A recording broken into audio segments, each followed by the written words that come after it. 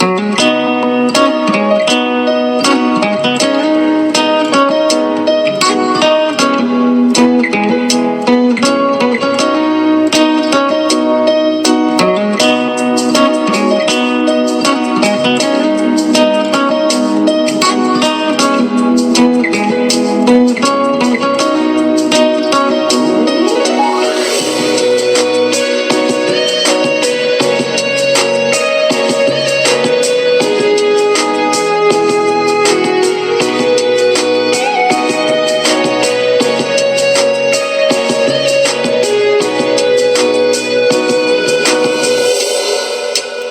บายดีท่านผู้ชมทุกคนทุกเพศทุกวัยบ่ว่าจะอยู่แห่งหนใดในโลก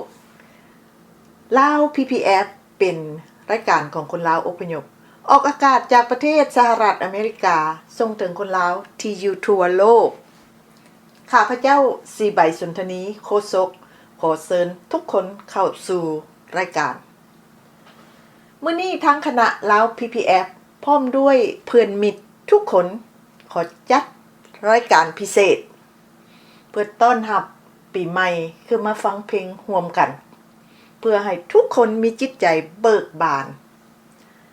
แต่ก่อนอื่นก็ขอโทษท่านผู้ชมล่วงหน้าเพราะเพลงที่จะเอามาเปิดในมื้อนี้ก็ยังเป็นอพยพอยู่คือซอกได้เพลงอันใดหรือถ้ามีผู้ใดเอาเพลงอันใดมาให้พวกเขาก็จะได้เปิดเพลงนั้นให้ทุกคนฟังร่วมกันมีบางเพลงก็เป็นภาษาต่างประเทศอีกขอเริ่มรายการทำอิฐจะได้เปิดเพลงลาวอันหนึ่งให้ฟังเพลงนี้มีชื่อว่าละหาน้ำแต่เพลงนี้มีพิเศษน้อยหนึ่งคือผู้เป็นนักร้องได้มาร้องแบบสดๆฮ้อนๆให้ลาว PPF เอาออกให้ท่านผู้ชมได้ยินเสียงแจ้งดีจึงเสนอให้ทุกคนส่งเสริมนักศิลปินลาวผู้นี้ขอเชิญท่านฟังได้สบายดีปีใหม่ข้าพเจ้าวีระวงศ์นวรังสีขอมอบเพลงละหาน้ำแด่ทุกๆคนทุกเพศทุกวัยอยู่ใกล้และไกลและทุกแห่งในโลกเชิญมวลซืน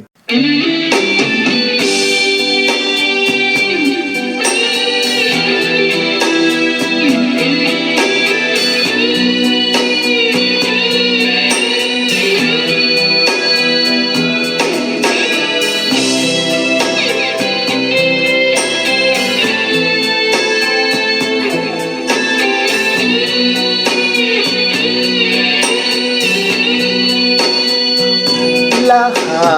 น้ำบ้านงามแห่งเมืองสองคอนเป็นหนึ่งในดอน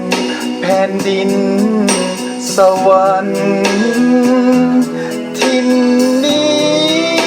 อุดมสมบูรณ์พูนพันธุ์พืชพันธุ์ยาหา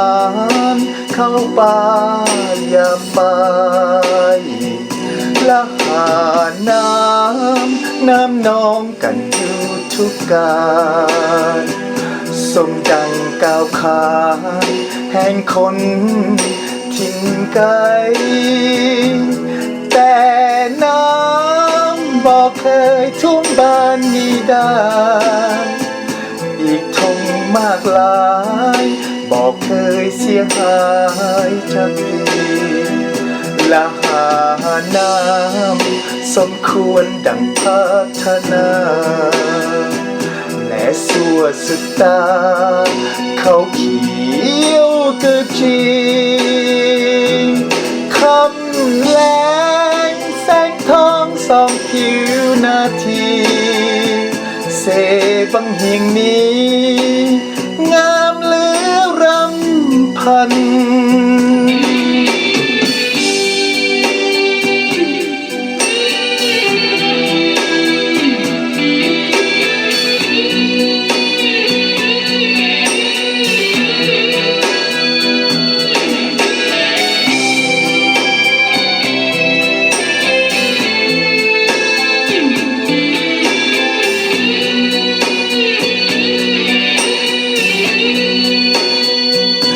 ละหาน้ำสมควรดังพัฒนาแล และสัวสุดตาเขาเขียวกระจีคำแรงแสงทองส่องผิวนาทีเสบังเฮียงนี้งามเหลือรำพันละหาน้ำเจ้างามดังคำลือสาพระประสิมมาอารามเสดสันได้มาอุราคาสุดตื่นตันอยากปักหลักมันกับละหาน้ำ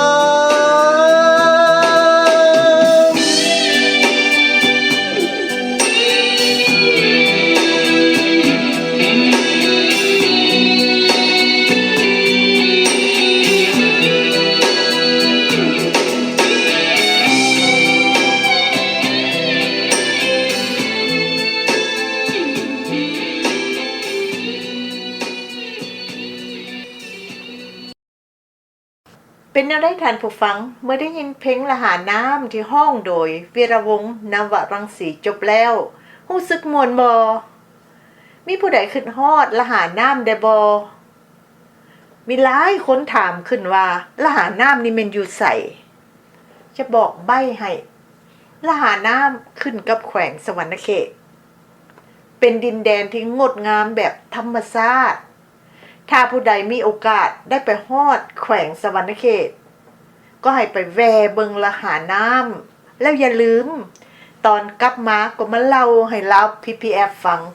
ขอบใจล่วงหน้าต่อไปนี้พวกเขาจะได้เปิดเพลงแดจะได้เปิดดนตรีแดและจะเปิดไปเรื่อยๆเมื่อเวลาของรายการหมดแล้วก็ขอให้ถือว่าเลิกลากันปีใหม่ปีนี้ขอให้ทุกคนสุขสบายดีพบกับพวกเราได้ทุกเวลาอยู่ youtube.com ข้าพเจ้าสีใบสนทนีขออำลาท่านผู้ชมทุกคนทุกเพศทุกวัยบ่ว่าจะอยู่แห่งหนใดในโลกลาก่อน au revoir et goodbye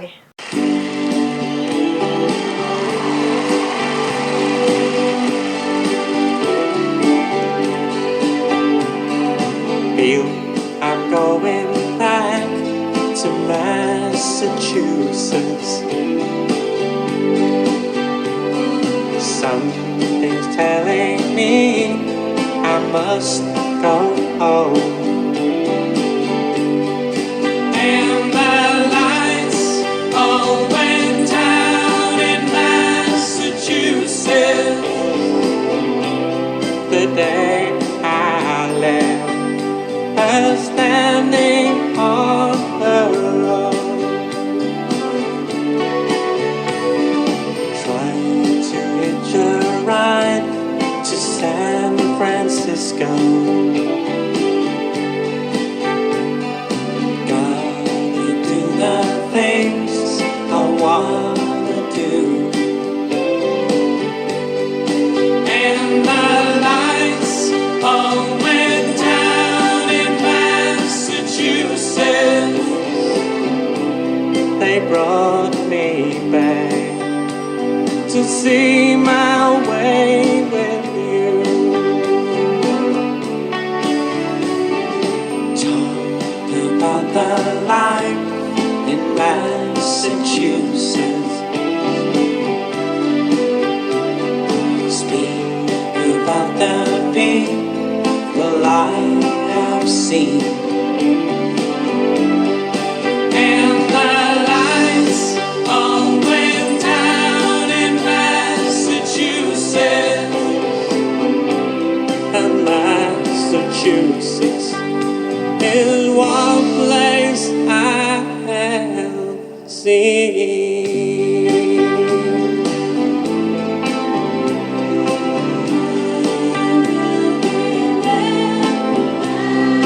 I will remember Massachusetts. I will remember.Massachusetts,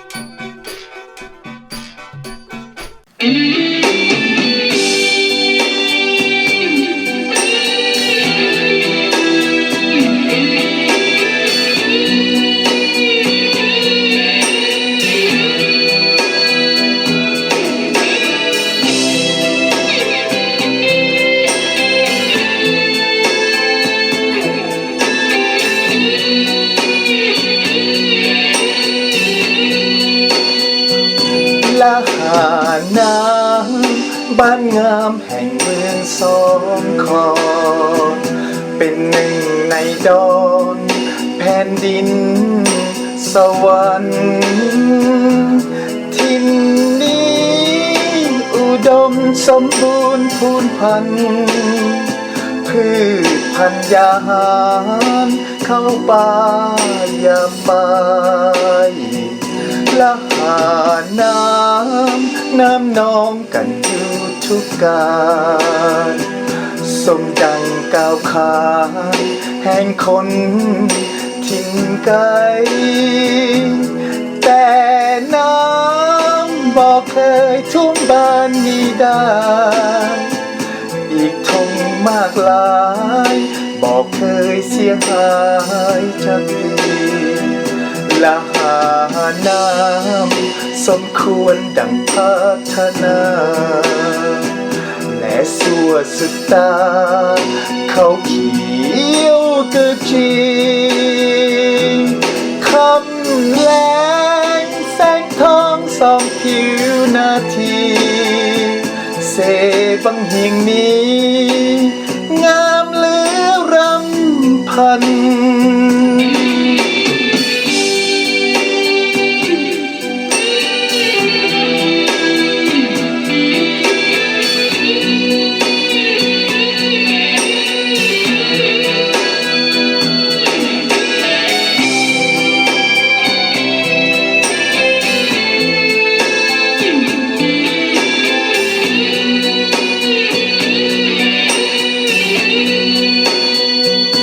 ละหา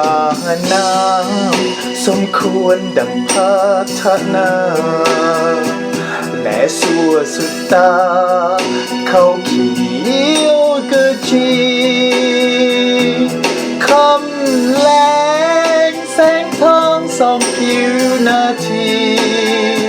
เสบังเฮียงนี้งามเหลือรำพันละหาน้ำเจ้างามดังคำลือสาพระประสิมมาอารามเสดสันได้มาอุราคาสุดตื่นตันอยากปักหลักมันกับละหาน้ำ